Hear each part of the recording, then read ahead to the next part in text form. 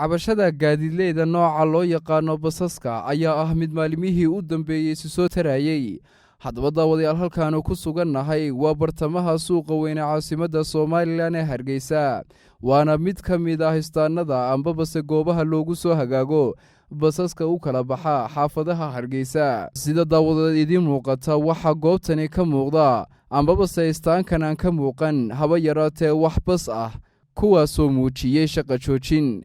sidoo kale daawadayaal waxa goobtaasi ka muuqda baabuurta noocooga yaryar ee loo yaqaano taksiga, kuwaasoo ka rakaabsanaya goobtaasi kuna amraya dadka in ay ku fuuli karaan gaadhigooga lacag dhan 4,000 oo Somaliland shilina, halka ay qaarkoodna ay ku dhawaaqayaan 5,000 oo Somaliland shilina. haddaba waxaa warbaahinta la hadlay guddoomiyaha guddida iskaashatada basasleyda, kaasoo kana warbixiyey waxa sababay shaqo joojintani. geesta kale guddoomiyaha guddida iskaashatada basasleyda oo hadalkiisaasi wataya waxa uu carabaabay in ay shaqo joojintan sii socon doonto ilaa iyo inta xal laga gaadhayo. dhibaatooyin fara badan oo laga haysta hawlihii adeegga arrimaha bulshada, iyadoo caqabadaha badan ay ka mid yihiin gaadiidkii oo meel ay maraan aan hayn, gaadiidkii oo istaamada dhexdeedii biro laga taagayo ay soo fasaxayso agaasimaha arrimaha bulshada, iyadoo istaamada gudahoodii laga wada samaystay meherado dheylina ay basaskii iyo qoladii biliiska ahayd isku haystaan wadadii oo meel allaaliya meel aanu ka baxnay meel aan istaagna aan lahayn. waxaa kaloo jirta taxi la yidhaahdo Brebogos oo dhammaan istaamadii laga qaaday markii iyadoo kala xadayntii gaadiidka u dhaxaysa ay meesha kala baxday. marka ay dawladda hoose kala xadayma loo samayso ciddii fulin lahayd waa biliiska. imika waxaa kala xadayntii u dambeysay aanu haynaa waxa weeyaan tan waxay ku socotaa taliyaha qaybta bariga, taliyaha ciidanka nabadgelyada wadooyinka, iskaashatada basaska, dhammaan gaadiidka yara duqa caasimadda og xigeenka bara saabka gobolka, taliyaha ciidanka biliiska, wasaaradda arrimaha gudaha, wasaaradda gaadiidka.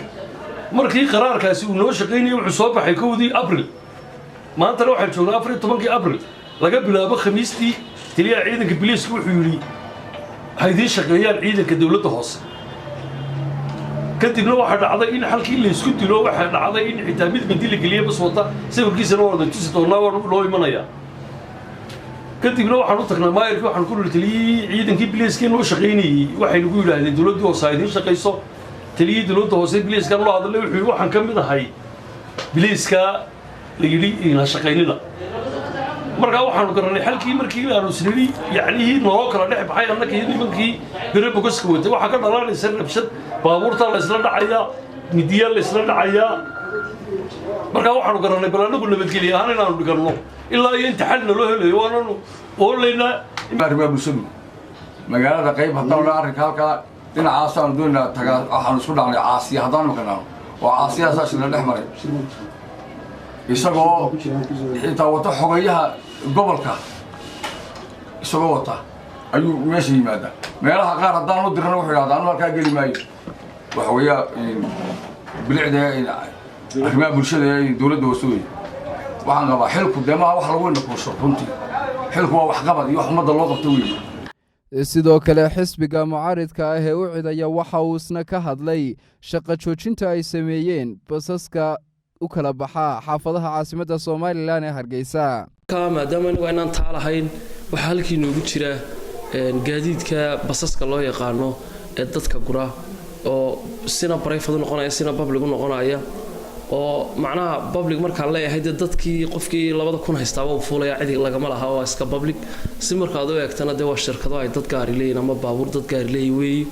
run ahaantii magaaladuna way ku dhaqan tahay, waana ku asturan tahay, dadweynuhu aad iyo aad bay u isticmaalaan, waana waxa kaliya ay shaqooyinkooda iyo hawlahooda maalmeedkooda ay ku galaan. joojinta shaqada ay joojiyeen kulli waxay ku salaysan tahay cabashooyinkii hore ee ay ka caban jireen dawladaha hoose iyo shaqaxmadooda. annaga hadda ka hor waxaan dhowr goor hore cabasho kala kulannay basaska iskaashatooyinka basaska waaweyn dadka gura qaar ka mid ah ayaa dhowr goor cabasho noogu yimid. Axmed Midnimo, Kelson TV, Hargeysa.